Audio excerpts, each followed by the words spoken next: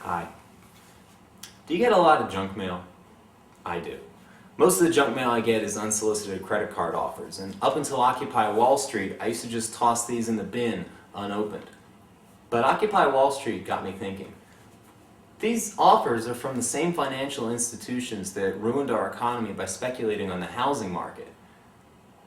This isn't junk mail. This is an opportunity for a dialogue. Why?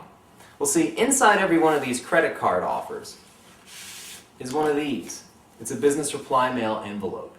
The banks sign contracts with the post office to get these envelopes, and they only pay postage on the envelopes that get mailed back. Now, the banks are assuming that we'll use these envelopes to send in our credit card applications, but we don't want more credit cards, do we? We certainly don't want them from the big banks that caused the financial crisis.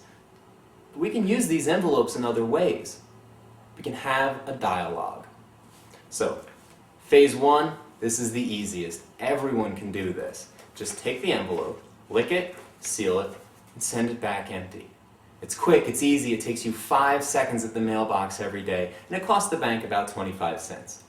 Now I know that means banks pay less for postage than we do, but please, let's have that protest another day.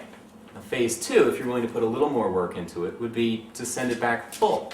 Just take all the materials that came in the envelope, put them in there. Take the envelope itself, put that in there. I mean, after all, the heavier the envelope is, the more it's going to cost them in postage. And then any other junk mail you got that day that you think might be interesting to them. Like I got this baby products catalog, and I'll put that in there. I mean, bankers have babies, and being immoral doesn't mean you're infertile. The other thing that I do is I send them a note. I printed out a bunch of notes on my printer, and I just clip them out and I put one in with each envelope. That way, they know that this wasn't just a miscommunication. It actually was communication. This one says, "Hello, big bank clerk. Please join a union." Now, phase three, if you're willing to put a little bit of money into it, and I do mean a little bit, would be a wood shim. This is a wood shim. It's exactly what it looks like. It's a piece of wood. You can get a pack of 12 of these at a hardware store for about $1.50.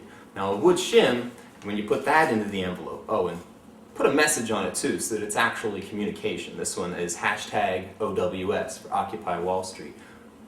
Put the shim in the envelope and suddenly the envelope becomes really heavy, and more importantly, it becomes rigid.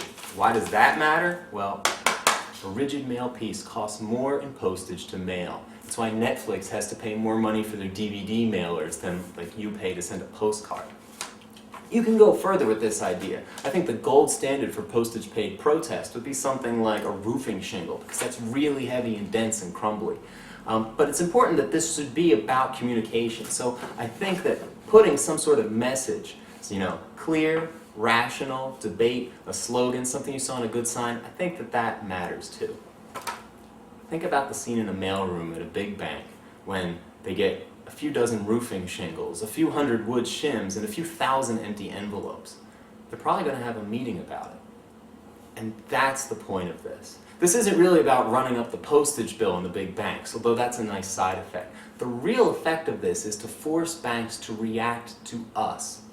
If they start getting hundreds and thousands of weird responses to their credit card applications, well, they're going to have meetings. They're going to have to develop new procedures. And every hour banks spend reacting to us is an hour banks don't spend lobbying Congress on how to screw us. It's an hour banks don't spend foreclosing on our houses. So I think that that's progress. Now, this postage paid protest sort of thing, this is no substitute for getting out into the street and making your voices heard. The Occupy Wall Street movement started in the street, and for the time being, that's where the life of this protest is. But after you've been out there lending your voice to the crowd, or if you happen to live in a city that's away from the big cities that are having major Occupy movements, go to your mailbox, spend 5 seconds sorting through your junk mail, and send some stuff back to these guys. If you can't occupy Wall Street, you can at least keep Wall Street occupied.